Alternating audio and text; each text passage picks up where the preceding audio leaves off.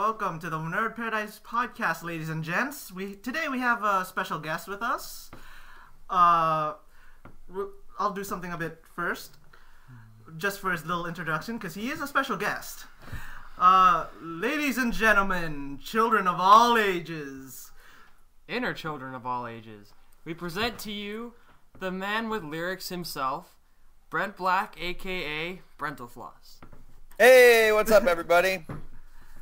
I feel like I should run through a big piece of paper or something, and, jump on a trampoline or something onto the scene. I think we might have one around here. Sweet. I wish I had my Mega Man parachute back from the cleaners. Oh man, yeah, like one of those Super Bowl kind of things where you just jump off a blimp, yeah, it's me, fuckers, woo! Yeah. Fireworks and everything, yeah, go for it. Awesome. Beautiful. You might consider that for a future performance. So, thank you for your time and helping us get into the world of interviewing, because you are basically our first interview. Oh, you're? If I can be your training wheels, if I can be your first time, baby, don't worry. I will be gentle. I will not hurt you. Just remember that all you have to say is stop. That's how it goes. Just if anything's not quite right, just tell me. Our safety word is apples. Okay, good. That's what I wanted to know, because this is just as much about you guys. I want you to be comfortable. So, need me to stroke your hair a little bit? You need me to just look into your eyes, tell you it's going to be okay? I will. Don't you worry. You got some Barry White, Matt? No, not on this computer. Yeah. Yeah, so we want to talk about your new CD coming out, Bits of Me. We're really excited. That's what I wanted to talk about. This is going really well. So, what in particular? Anything about it? Well, just we heard some bits of it, and I'm enjoying it. I love it. We got the piece from you on Castlevania. We'll play that later on. Sweet. Yeah, I did. For listeners out there, sent them a clip of part of the Castlevania track, and I hope you stick around for it. You're gonna love it. Yeah, it sounds great, especially the new music. Who did the music for your new CD this time around? Well, it's kind of a complicated team effort. Almost all the songs begin as MIDI arrangements that I personally do on my keyboard or with a program like Logic. And so almost all the notes you hear originally were played by my hands, even though, obviously they're covers, but the thing is, the way that they were arranged for 8-bit, the Famicom is not really representative always of the full potential of the sound of a song. So I sort of started over from scratch, and then once that's done, then we've got a file that we add vocals to. But the great thing is that if it's to a click, we can bring in live musicians. We can take those normal MIDIs and add in really good samples. For instance, a couple songs on the CD, we have a brass section that we basically paid quite a bit for, but they're not real. It's just the samples. The samples are so amazing that you can basically, if you tinker with it enough, you can make it sound pretty much indistinguishable from the real thing. And so we all. The short answer is I did the music. My sound engineer helped flesh it out, and in some cases helped arrange the music. It even did counter melodies and harmonies. We have guitarist Daniel Tidwell.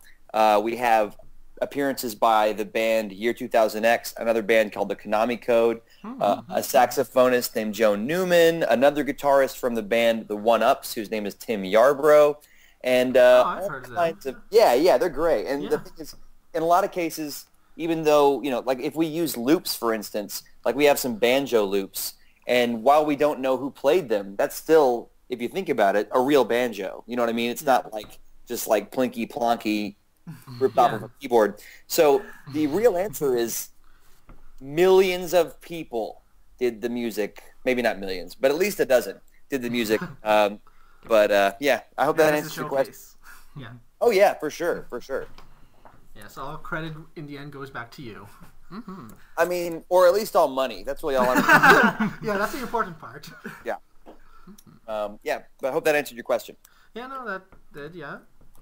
Yeah, well, we actually want to talk to you as well about some of your collab work you've done with other big names on the internet. Mm-hmm. Like one of our favorite videos that you do was your collaboration review for Moulin Rouge with the Nostalgia Critic off that guy with the glasses and with the Nostalgia Chick. Mm-hmm. We kind of lost our minds with that one. That was pretty great. You and me both, buddy. Yeah, But in a good way. Mm-hmm. Yeah. Yeah, how did that come about, anyways? Like, who contacted who and such? Well, like, it's a little-known fact that just like in the Super Friends, there was, like, the Hall of the Justice League. All us internet celebrities just hang out all the time, just waiting for, like, the signal in the sky to tell us, hey, it's time to make a funny video. It's always different. It sometimes looks like a mouse, sometimes looks like a pair of boobs. It changes. But in real life, actually, the pair of boobs is like the porn signal, so that's not us. But the real way it happened is Doug and I had contacted each other a long time ago when I started doing the With Lyrics thing, and he had an idea to do something similar with TV show and movie themes, and he asked me if that was cool, like way back in the day, and I was like, yeah, I don't hold a copyright to the idea of adding lyrics to an instrumental theme. I mean, people have been doing that forever. I just do it to video games. So he contacted me a long time ago, and we, have been, like, I guess, respecting each other from afar. But, then I met Lindsay, the Nostalgia Chick, and I met friends of hers that are also on Channel Awesome. And Doug just called me and was like, hey, you wanna do this thing? And I was like, sure. At that time, we didn't know what it was going to be. We just knew that we wanted to do a video together. Yeah. And I was like, let's make it something that you could not do without me. Because that sounds, I mean, the thing is, it's one thing to do a totally new collaboration where two people make something all new. It's another when you're, like, joining somebody else's series already in progress. So it's like, if I'm going to do this, let's not make it just like a little cameo. Let's make it like an episode that couldn't exist in the way that it does without my contribution, so that we sort of make something together that we couldn't have made alone. Yeah, it has to meld together properly, and so you're not just a talking feature who's occasionally on there for laughs and for star power. It's actually significant, and it's a good melding of the two talents. Right. It's kind of like, peanut butter and chocolate, let's make a Reese's together. Let's make something delicious. Great on their own, but bring it together and just make sure to take off that little paper wrapper and you're golden. Right. Precisely. So, we thought about Moulin Rouge, and I was like, why don't we write some stuff that's, like, original but sort of in the style of the movie that makes fun of it. He liked that idea. Then as we go along, as we went along, rather, I guess the truth is, I didn't realize how many other Channel Awesome people were going to be involved until pretty close to shooting, and it kind of became this, like, mega, super, laser, ultra collab. Just about everybody was in it. Yeah. Yeah, quite a few. And like, we just sort of, I wrote the songs and sent them in, and he sort of, like, kept holes in the scripts where the songs would go, and then, we, like, basically sent the recording accompaniment tracks around to everybody, so Lewis could record his, Phalis, Lindsay, Doug, everybody, and then I just put them together, and we went from there. But it all just started from, hey, let's do a video. That's pretty humble awesome beginnings. process. Yep. Okay. I got something else I like to actually bring up. Growing up as a developing gamer, obviously not a game developer. I was going to say that. You took the words right out of my mouth. Go on. Growing up, obviously the Nintendo came out and it was a big thing. But before that, was the arcade atmosphere and experience a big part of your getting into gaming? The truth is, by the time I was able to, be aware that I was alive, 3-4 years old, the sort of heyday of the arcade had sort of passed. I was about I was a year old when the NES actually hit the American shelves, and so by the time I was cognizant of video games, it was less about going to the arcade and more about home arcade. That said, I do have vivid memories of going to, pizza parlors that had an arcade, or places like Dave and Buster's, if you had those up there, or just generally big. Great. So you know what I'm talking about. Like, basically, Chuck E. Cheese, all sorts of those places. So I don't know that that those games, though, had the same kind of effect on me artistically because, you know, there's a big difference between a game that you have to pay tokens for where you really only play tops, like, you know, 15 minutes at a time, unless you've got tons of tokens coming out of your pants. And you're able versus to a game like...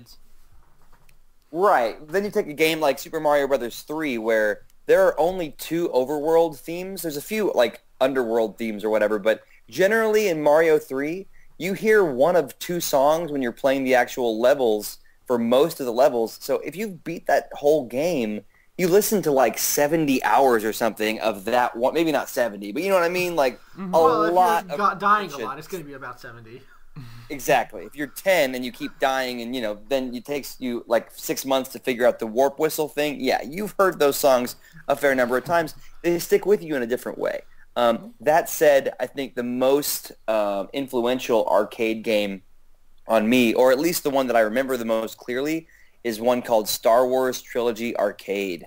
And it's basically a game where you can go through a scene from A New Hope, you go through a scene from Empire, and a scene from Jedi. And if you do well enough, you actually get to do a bonus level where you get to fight Darth Vader. And I never beat him. I got so close, but you got to play through like, I don't know, 10, 15 minutes of gameplay and do really well to get the chance to beat Darth Vader. And then even then, I kind of wonder if you can't beat him.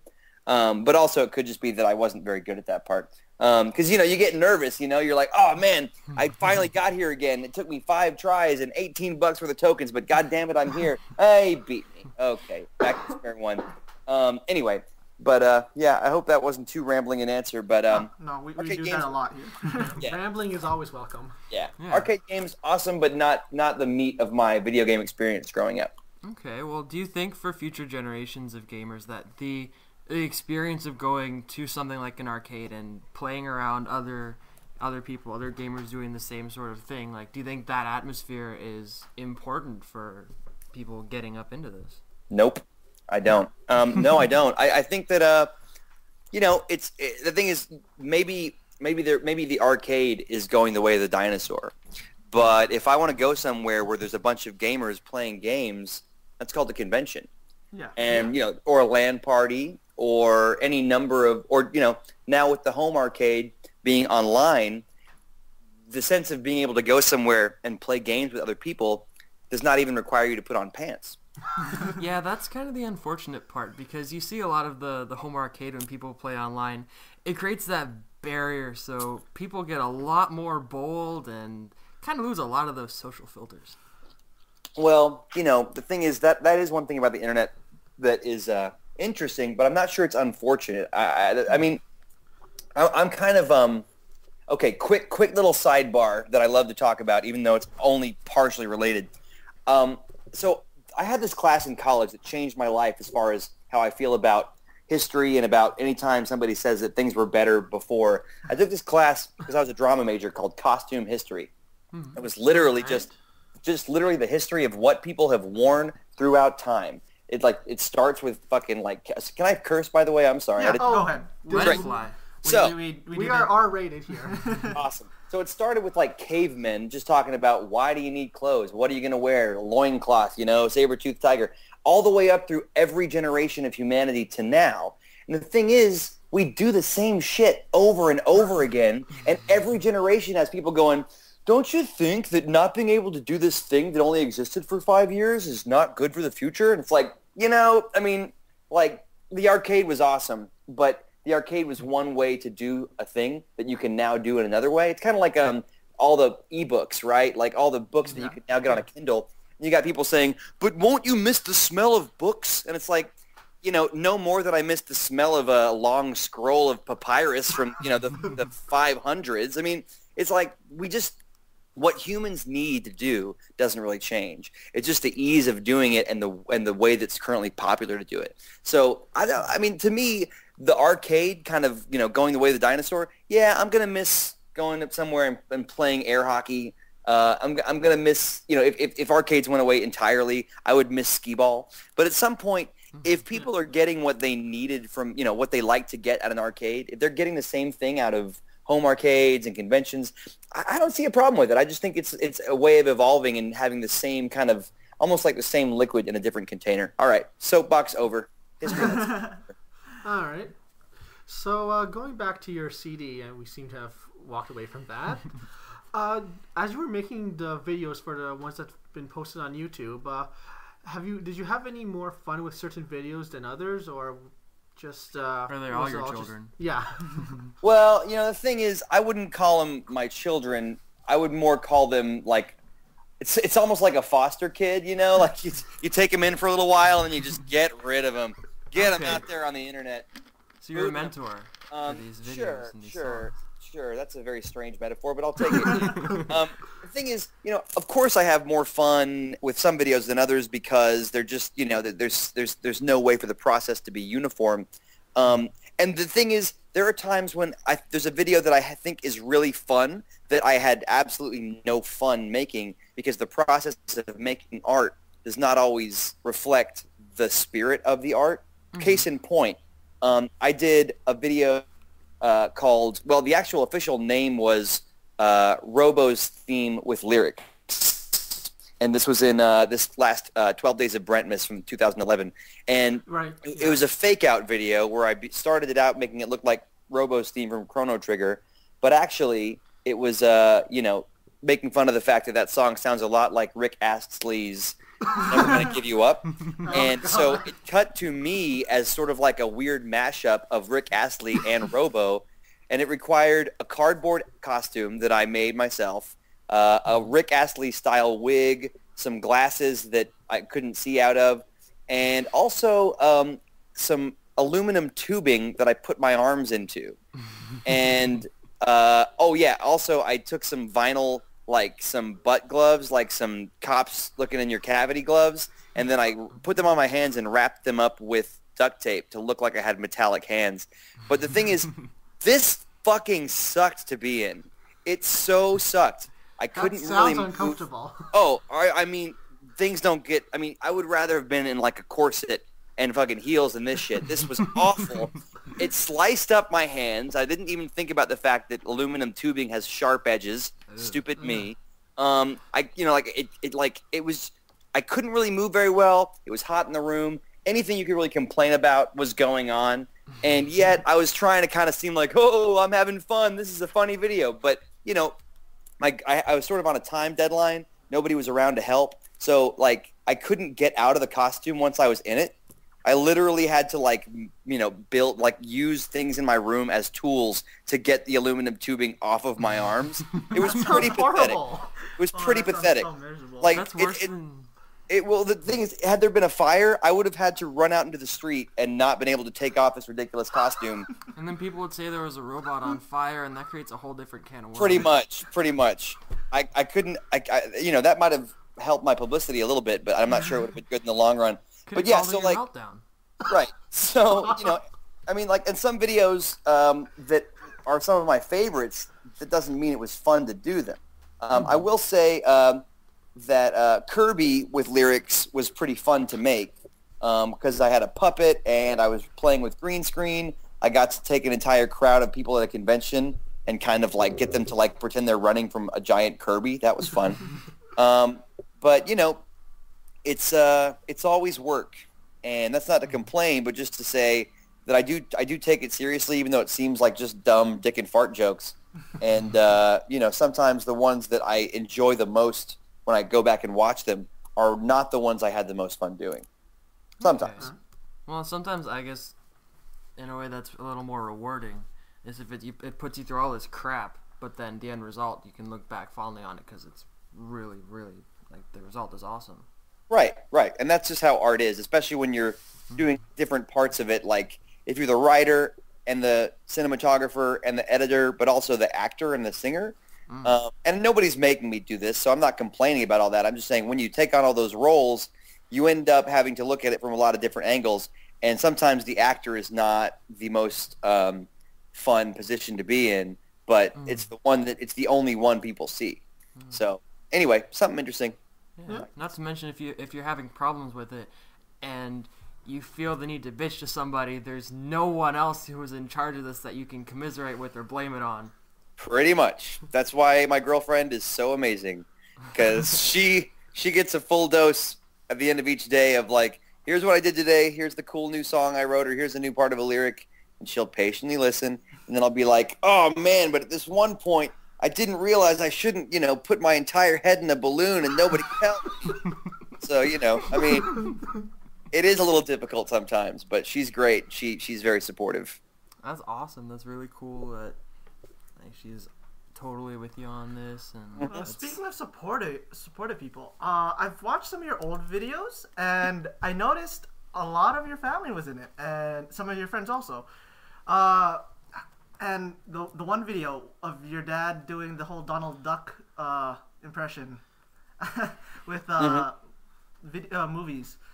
How did you get him? Like, how does your other family feel about doing these videos with you? Generally, it's really comes down to personalities. My mom never wants to be in anything, and she's asked me to edit her out of videos before. And the thing is, by the time that I was even on the map, I was like, Mom, that 1 million people have seen your face on the Tetris video. And she's like, well, I don't want 1 million more to see me in this video. So that's one example. But then other family members are more than happy to do it. And the thing is, the real change happened. The reason that there's not a whole lot of family and friends in my videos nowadays is because my attitude changed. There was a phase of about 1.5 years where anytime I would go home, I would be like, okay, we got to figure out a video we can do. We got to figure out something funny we can do. And it would kind of ruin a day or two of just me trying to find something to make it look spontaneous. And it's not like we weren't actually enjoying spontaneous activity while making a video, but anytime you turn on a camera, you're no longer hanging out and having quality time. You're suddenly performing. You're suddenly on. Yeah. And at some point, it's like, I didn't want to, when I could just be talking with my dad or going to Waffle House and having a good time with him, I didn't want to be like, okay, Dad, memorize these lines really fast, and you're going to do them as Donald Duck, and I know you'd rather be sleeping in on your vacation day, but sorry, you're going to have to be in this video. So, I do plan to involve my friends and family in future projects, certainly, but I do it less now because I just, would rather spend the time with them not having to perform and just kind of not making their what am I trying to say? Not making my job their job. Yeah. Not putting them on the spot with the whole family getting together instead of what can we do for this. Right. It becomes more about spending time with the family than putting that time on the internet. Right. Which is cool. Mm-hmm. Yeah. So about the CD, which of the songs did you find were the easiest for you to write lyrics for, and which one gave you the hardest time finding good lyrics for? Well, let's see. The easiest one to write lyrics for was probably, I guess maybe the Mario 3, or the opening number called "This Is the Album You've Been Waiting For," because that number is less about me digging around for video game nostalgia and digging around for funny things to say about a game, and more just about expressing kind of a funny sentiment. It's kind of like the opening number of a CD. As far as the hardest ones, there's a lot of different versions of difficulty, and they're all represented on this CD. Banjo-Kazooie, I wrote that while I was actually temping in an office. And the challenge was just the sheer number of syllables. In the space of a song that I think is about 1 minute and 10 seconds, it's got more words than plenty of radio songs that last 3 or 4 minutes, just because they fly out so fast. Meet Me in the Dungeon, Dear, which is like a kind of a Zelda. It's like a Zelda 1 song, but it sounds much more like old-timey radio. It was tough because it was less about the actual game and more about storytelling and just kind of making a comment on human nature, how we always kind of want things we can't have, and getting the one thing you always wanted oftentimes just makes you realize that it wasn't what you thought it was going to be. So it's even though it's supposed to be funny and a fun song, there were elements of actually getting a little bit deeper in there and just telling a story that reflects all of humanity and not just Zelda and Link. And finally, the Yoshi's Island track, which is called Baby Mario and Papa Yoshi, that went through a lot of different revisions because the concept kept changing. I knew I wanted to do that tune, which is the athletic theme from Super Mario World 2 Yoshi's Island, but which is just an amazing, fun tune. But at first I wanted it to be kind of like a Harry Connick Jr. kind of tune where like it's just the whole little jazz orchestra just going for it and everybody gets a little solo and it's like, hey, take it, Steve. All right, you got it, take it. Oh, drum solo. And then, just like a bunch of guys having fun being talented and, wanted to sort of simulate that experience with different talented artistic, musician friends of mine. But then I realized there was a real story to tell there with, maybe Yoshi didn't just take it upon himself to find Mario's parents immediately. Maybe he originally was going to eat Mario because Yoshi's eat freaking everything. And then, changed his mind for whatever reason, and then they sort of became friends.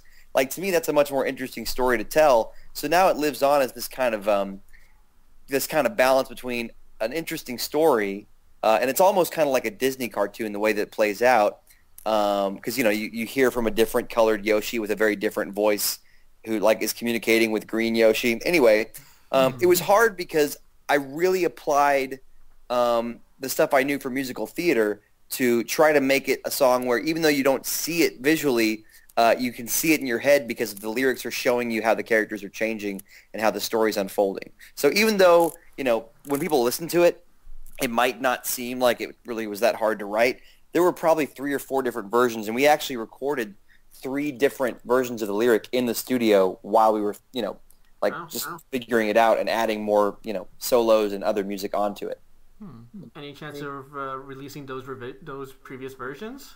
Probably not, for sale, but I may at some point do a video that shows the different revisions. The thing is that I really kind of get annoyed every time I do that because inevitably someone's going to go, it was better the first time. And it's like, it makes me want to go, well, too bad. That's kind of like, I don't know. It always bugs me, armchair quarterbacks, people that are, including and armchair songwriters. It's like, okay, and where's the song you've written that proves you have any idea what you're talking about? And that's not to say that audience members, it's not to say that the opinion of an audience member doesn't count, but it is very frustrating when you had to kind of pick a fork in the road. And, I think a lot of people don't understand that sometimes you have to kill a really, really clever rhyme because it's not actually telling the story you want to tell. Or you have to kill, like they say in musical theater, you got to kill your babies. Sometimes if you have an entire musical and there's this really great number in Act 1, but actually it kind of slows down the pacing and it's sort of unnecessary, you have to cut it not because it's bad, but because it's not contributing to the overall goodness of the piece. And so while I may release some revisions and do a whole video about how that process works, I'm never sure how much of that stuff I want to show the world because the second that they think they like the other version better, that just nobody's happy. They're unhappy that it didn't end up in the song. I'm unhappy that they don't like it, and it's just a shit show. So you can never we'll please see. everyone. It doesn't make True. Sense. It doesn't make sense to me in that they're complaining that they like the first edition better. Well, duh, that's why it got chosen to be the feature piece. That's Right. why there are these extra ones that didn't get chosen, but they were made. You're releasing them, but they weren't the ones picked to be the main piece on the work. Right. I mean, ultimately, it's a little bit confusing for everyone because, if you heard a certain version first, even if you hear a better version second, a lot of people are still going to have that mother's milk knee-jerk reaction where it's like the first one they heard is still better. Like if you heard, my girlfriend loves the Beatles anthology, which is a big, multi-CD set that has all these alternate takes, all these never heard versions of songs, and she grew up with that. So when she'll listen to the version that everybody else, including me, heard, she'll be like, "This sounds weird," and I'll be like, "No, your version sounds weird." That's just how it is. The first one you hear is just kind of like the one you fall in love with. Yeah. So it's the one you have more preferential treatment toward. Right, but interestingly enough, if somebody tells you that you are required to have respect for a certain version that you liked first, and that you're not allowed to like another one better. A lot of people will instinctively be like, well, you know what? I like the original better. I like the first draft better. So it's kind of like, some people just are contrarian. That's how it is. But that was a very long answer, I know, to your question. Sounds like people being nostalgia police. Yeah, it happened on the internet for sure. All right. So on topic of your CD and you making the music, there's some things that occurred to us, and we want to ask you, what are some of your bigger musical inspirations? Because we know you played the NES games. We know that these things impacted you greatly, the games. But we also know you're like really, really passionate about music, and that it's a big part of your life. So we want to know, where are some of your biggest inspiration draws from? Well, a lot of it is musical theater. I spent pretty much the last 12 years of my life convinced that I was going to be a musical theater writer, and I still am, but I'm just sort of like, I feel like the brentalfloss thing is a strange, super fun day job while I continue to, find my way with my first love, and work on some projects that are eventually coming to fruition. So musical theater soundtracks, from everything from really old-timey show tunes all the way up to modern-day stuff like Book of Mormon, Avenue Q, big influence on me. And you can really feel that in a lot of the songs that I do. I think my Ghosts and Goblins song from last Flosstober, if it's very like Broadway, like very kind of the 11 o'clock number, that like kick something line you can really stuff. see being performed on stage, really. Right, and I like that kind of thing. I have a very theatrical sensibility as opposed to a rock sensibility, so there's that. There's also kind of this rash of piano rock musicians that are very heavily represented in my iPod, like Billy Joel, Elton John, Ben Folds. Definitely huge influences on me because that was my instrument. So to find out that there was a huge superstar that wasn't, like holding a phallic guitar or wasn't... and the thing is, guitars are great, but it just wasn't my instrument. So to hear people that are doing cool things on my instrument, they heavily influence the way that I play and the way that I write. Other influences, obviously, are the Beatles. There was an all Beatles all the time AM radio station when I was in 7th grade. So I listened almost every day after school, and I'm still very familiar with the entire Beatles library. And obviously you've already said video game music, but it can't be understated that video game tunes are a huge influence.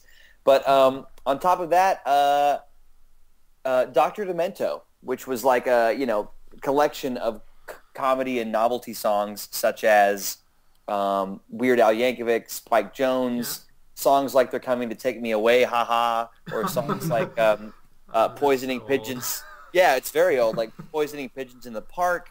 All these old-timey parody songs, even like Tiptoe Through the Tulips, which is not a parody song, but there's just something weird and funny about it. Those kind of things... It's become essentially a parody. Right. Those kind of things really stuck with me, and I think influenced all the different styles that I draw from when I write. Mm-hmm. Are there any other, I suppose, parody-style musicians out now that you kind of admire or you feel a camaraderie with? One that comes to mind for me, maybe. What do you think of Stephen Lynch? I think Stephen Lynch is very good at what he does.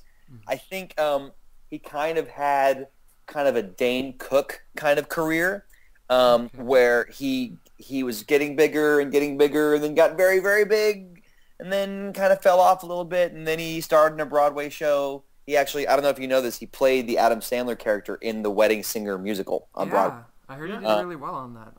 Interesting. Oh yeah, no, I mean he did great, and I mean I think it was a great, if they couldn't get Adam Sandler, he was a good second choice because he does music in the style of old Adam Sandler stuff, and so I mean.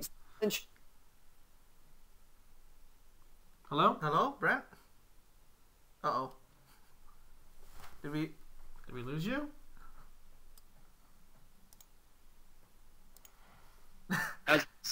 Hello? Hello. There we go. Okay, I unplugged my headset. I don't know if maybe the internet here went down. Let me plug the headset back in. 1 second. Okay, how about now? Yeah. That's Yeah, clear. okay. Okay. Okay, it must have been an internet issue. I'm sorry. I was talking about, No what was I talking about? Something awesome. The Stephen Lynch's Yeah. Stephen Lynch's influences clearly are, if you ask me anyway, they don't seem to be musical theater. And so, whereas Weird Al is a little bit closer to that when he does original stuff, a lot of it is very goofy and broad and not so much trying to sound like it could be a rock song. But, you know, I was heavily influenced by Adam Sandler CDs growing up. And other, you know, I think Adam Sandler certainly is a big influence, both his spoken word comedy on CDs as well as his songs. Monty Python has a lot of songs that are parody or comedy in nature, but, you know, like they're more original, but still there's a humorous element there. And they tend to be very broad and, again, not preoccupied with being rock. Because the thing is, rock is awesome, but rock comes with it this sort of like presupposed pretense of like, yeah, I'm cool. I am a rock guy. This is so fucking cool. And with me, I'm not saying it's bad, but to me it's a little bit more like just kind of trying to meet the song wherever it wants to live and use a style that matches it rather than the other way around. Okay, that's pretty cool. Right. So, speaking about Broadway and musical theater, have you got anything of that planned anytime soon? Anytime soon, not exactly. I have two answers for you. One is that I'm working on a new musical, but new musicals take so long, and just like I don't really always like putting, like I don't always want to put the first draft of something if people have heard the last draft. I also don't want to put the first draft of something if I know there's going to be a second draft. So because of the nature of musical theater and that you're never really done revising until you're done, and that most of them take between 3 and 10 years to actually come to fruition. There hasn't been a whole lot of talk about that on my channel or in even my social media feed, because I don't really. It's kind of like learning a card trick. I don't want to show anybody a card trick till it's ready. Yeah. That said, I am slowly. I don't want to give too much of this away because it's far away. I don't want anybody else to like take my exact concept and seal it before I can do it. Yeah. I'm working on a way to kind of take the style of brentalfloss and apply it to another library of songs that I know at least as well as I know the library of video game tunes, and that is classic Broadway, or just show tunes in general. Stuff like Grease Lightning, like, sure, it's from a musical, but nobody hears it and goes, oh man, this is so lame. This is like, what is this, Gypsy? What is this, like, Cinderella? No, Grease Lightning, man, it's awesome. And like, we all grew up with stuff like The Lion King, Aladdin, and even if those songs are a little bit more musical theatery, we don't hear them and go, oh, this is lame. So it's like, I want to bring the way that I brought my love of video game music to, a kind of a comedy environment on the internet. I want to try something similar with classic songs from Broadway. This could be still yet a year away, but I see how the brentalfloss thing, the With Lyrics series, kind of brought me into the fold of the video game scene. Suddenly I was being compared to and being put in a league with people like the Megas, the Proto Men, the One-Ups, even though they do entirely, completely different things. And I was suddenly like in the video game convention scene. So now looking at the next 10 years of my life, I go, what scene do I also want to be a part of? Well, the New York Broadway scene, which is like small but also really catty and like, it's just kind of like, it's like if there's some way to get in the back door there instead of having to fight my way up, that would be great. Well, the best back door I know is the internet. No, the thing is that if I can make a lot of videos that people like, that musical theater people love, and that maybe eventually musical theater stars want to be in, then I'm kind of an honorary member of that society And so how much easier is it for me to be like, and now I've got an original show, as opposed to, hi, I'm fucking nobody. So it's like, it's sort of win-win-win. I want to do material that, shares my love of those songs. You guys still there? Yeah, Okay, still sorry. here. Yeah, I lost, like, I clicked something on my screen, and then, like, the little counter thing went away. But the point is that... Yeah. Well, if wanna you take a look, it sometimes pops up in the corner if you click anything. Right, I'm just very bad at Skype. That's really what's going on. But I want to share my love of these songs and, show people how good they are, but maybe show them these songs in a new light, maybe a little bit more modern setting, or a parody kind of thing. And anyway, I can't talk much about it because I'm still formulating the idea. I'm still putting together a team. This would be something I want to be more of a writer-director and not even the star at all, not even the point, just kind of like the guy behind it. So anyway,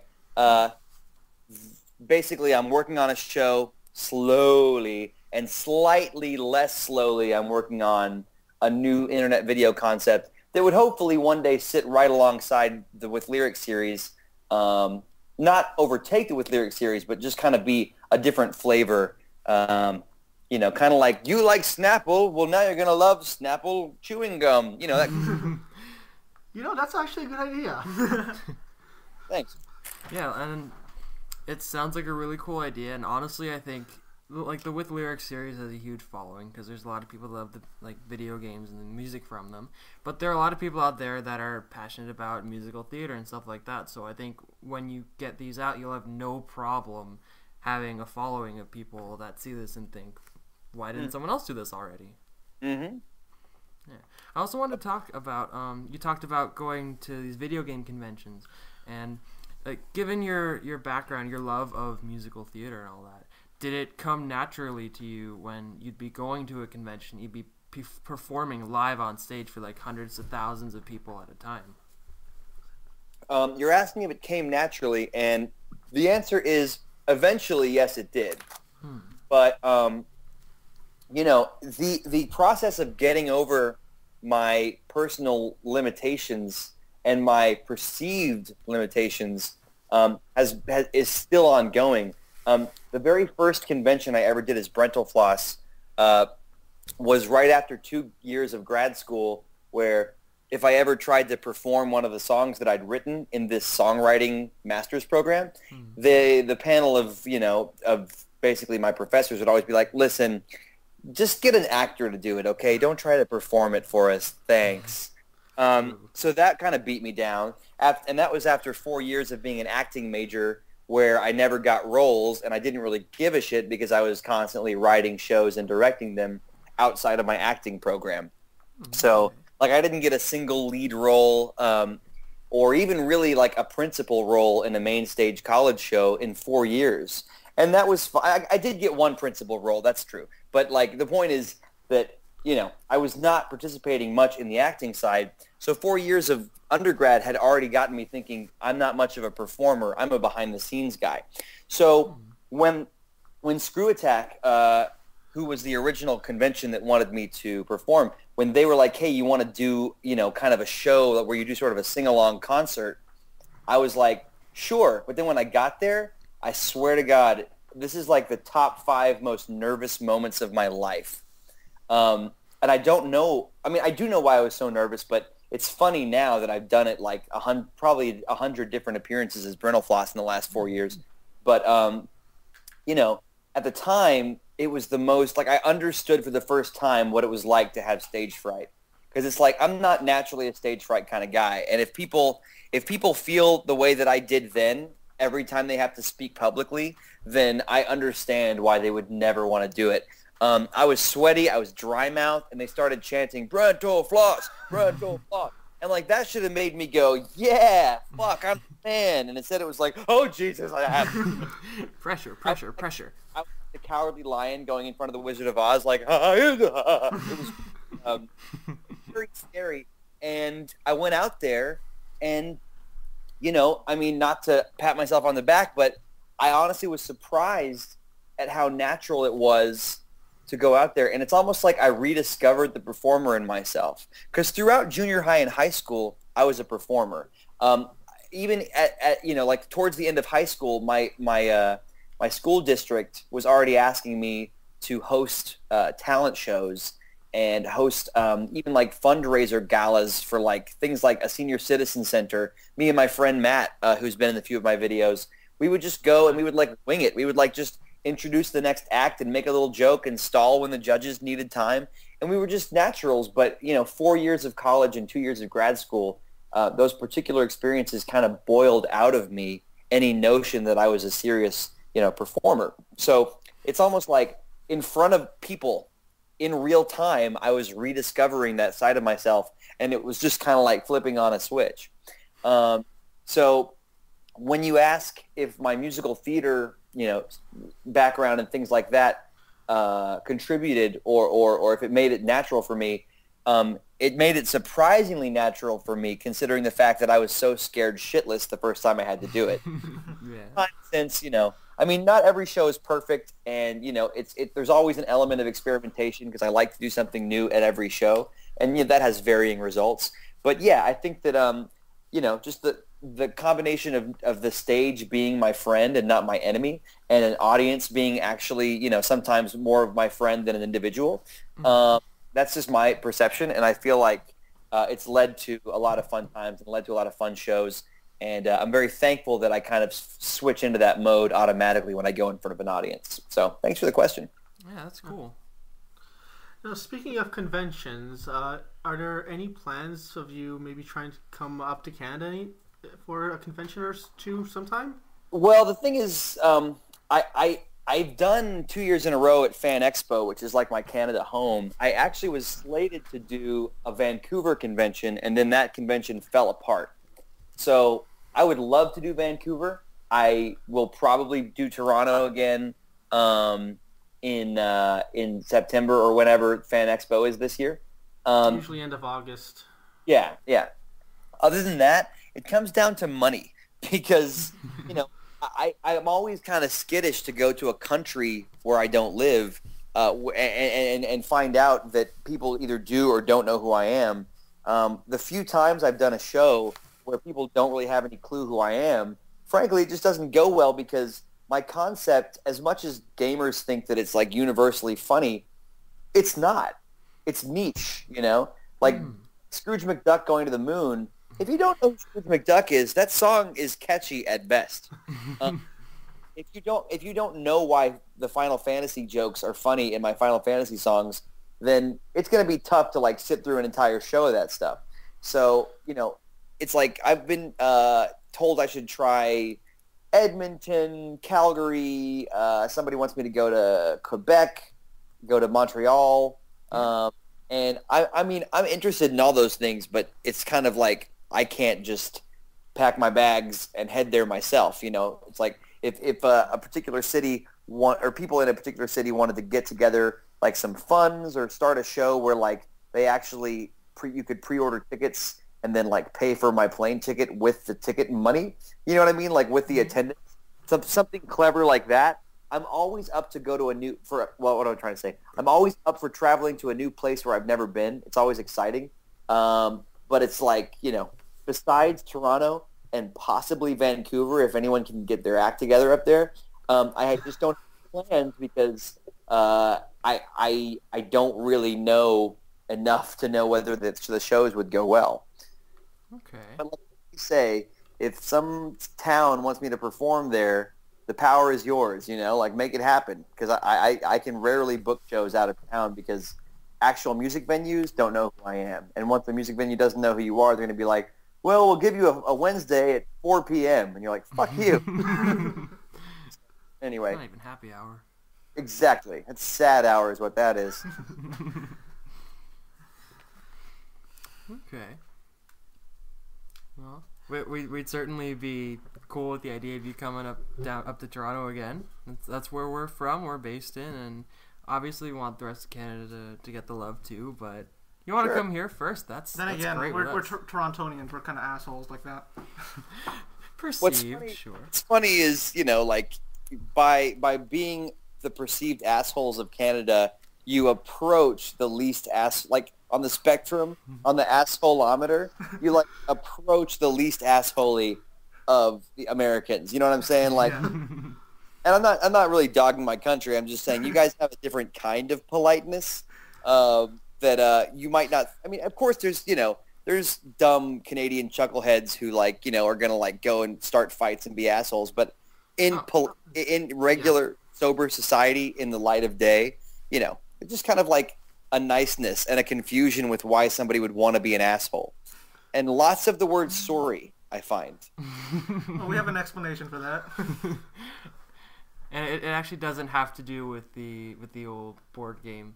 We're not just all universally passionate about sorry. We actually like Trouble a little bit better, but that's another discussion anyway. Yes, indeed. But do you spell trouble with an extra U? No, not trouble. Oh, okay. Honor we do. Color. Glamour. Yes. Because we like to be fancy like that. Indeed. And what's fancier than you? Oh, wow, okay, that was well said. That was well said. For a second I was like, are you calling me fancy? And there it is. Yep. So, I'd like to thank you again for your time and everything. Well, it was my pleasure, guys. Thanks so much for having me on. So, people who are listening, check out that CD, Bits of Me. Yeah, be sure to pre-order. And any money helps this man. True. I am trying to pay off student loans, and like the lump sum of pre-orders really helps me put money in the right places instead of just paying bills and letting it get frittered away. So pre-orders are much appreciated. All right, sweet. So, thanks again. Thanks for talking to us. pleasure. It was an honor getting to get some one-on-one, and I guess one-on-3, depending on how you want to look at that. Right. I'm going to stop talking because that's getting a little more awkward as I go on. So thanks for talking with us, brentalfloss. My pleasure. Real quick, I'm curious, will the listeners out there have any links, or should I give them specific information about how to find the CD just so they don't kind of trudge out into the internet all by their lonesome? You know what I'm saying? Like, do they know where to go based on stuff that you will post, or We shall post talk all about the that? links in the description, of course.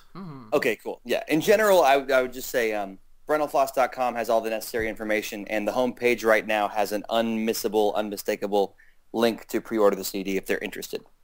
Okay. Yeah, you really can't miss that. It's just big, bold, right there when you open the page. Pretty much. One more quick question for you, Brent. Mm-hmm. I'm a fan of the comic that you do on brentalfloss.com. Oh, thank you very much. I think it's really cool.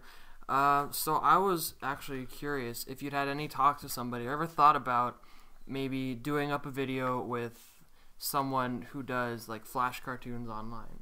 So to do an animated video that would be close to the style of your brentalfloss comic.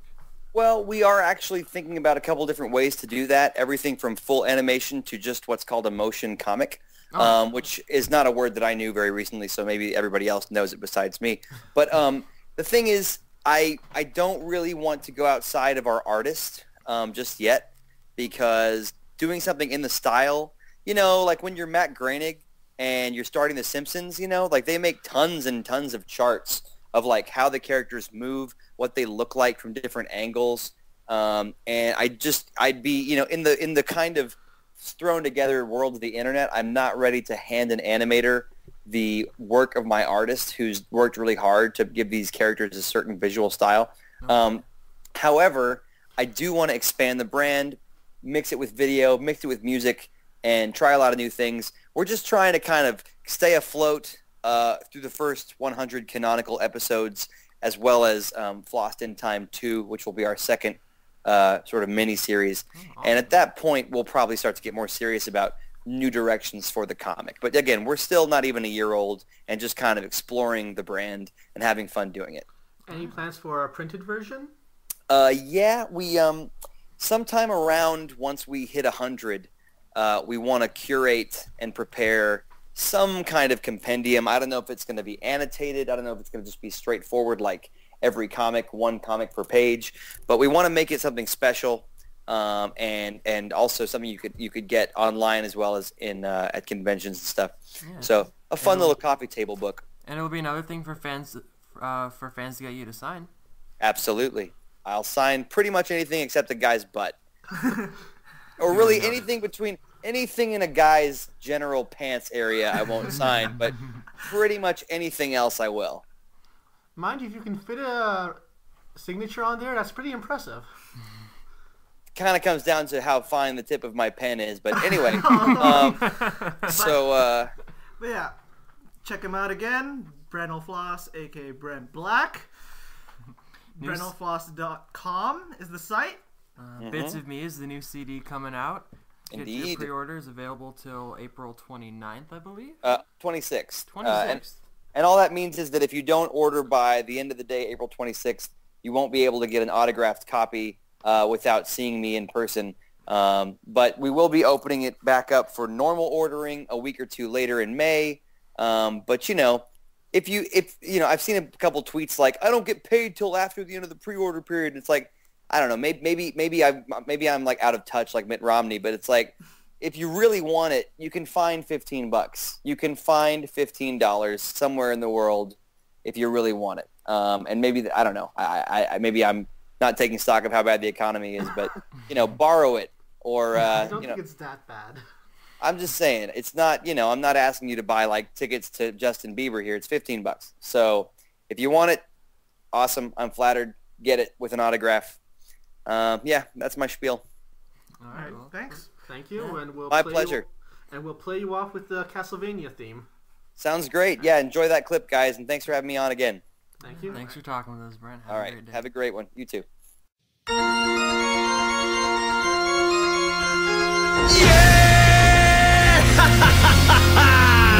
Dracula! I am back, you love to lay the smacula! Like great-grandpa Trevor, whipping hearts, inhaling zombie parts. I'll find your body parts so I can put you back together. I'll race all over the place, and when I find your face, I'm gonna slip as back as make as back. I got your nose, and I found your toes, and your elbows, and your tiny penis. Oh my